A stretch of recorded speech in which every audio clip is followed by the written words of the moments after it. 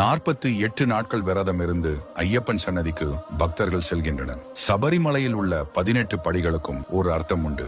அந்த படிகள் ஒவ்வொன்றும் ஒரு பொருளை குறிக்கும். முதல் படி கண்களை குறிக்கும், இது நல்லதை மட்டுமே பார்க்க வேண்டும். இரண்டாம் படி மூக்கை குறிக்கும், சுத்தமான காற்றை மட்டும் சுவாசிக்க வேண்டும். மூன்றாம் படி காதுகளை குறிக்கும், நல்ல வார்த்தைகளை கேட்க வேண்டும். நான்காம் படி வாயை குறிக்கும், நல்ல சொற்களை பேச வேண்டும். ஐந்தாம் படி உணர்வை குறிக்கும், எப்பொழுதும் மணிமாலையை மட்டுமே தொட வேண்டும். 6 இருந்து 13 வரை உள்ள 8 படிகளும் அஷ்டகஸ் என்பதை குறிக்கும். இது காமம், குரோதம், பேரார்வம், மோகம், போட்டி, பொறாமை, தற்பெருமை ஆகியவற்றை குறிப்பதாகும். 14ஆம் படி சாத்வீகம் என்பதையும், 15ஆம் படி ராஜசம் என்பதையும், 16ஆம் படி தாமசம் என்பதையும் குறிக்கும். இம்மூன்றும் 3 குணங்கள் ஆகும். சோம்பலை விட்டுவிட்டு ஒருவர் சுறுசுறுப்புடன் இருக்க வேண்டும் என்பதை குறிக்கக்கூடியது இந்த 3 படிகள். 17ஆம் படி வித்யா என்பதை குறிக்கும். வித்யா என்றால் அறிவாகும். 18ஆம் படி அவ்வித்யா என்பதை குறிக்கும். மோட்சத்தை பெற வேண்டும் என்பதை குறிக்கும்.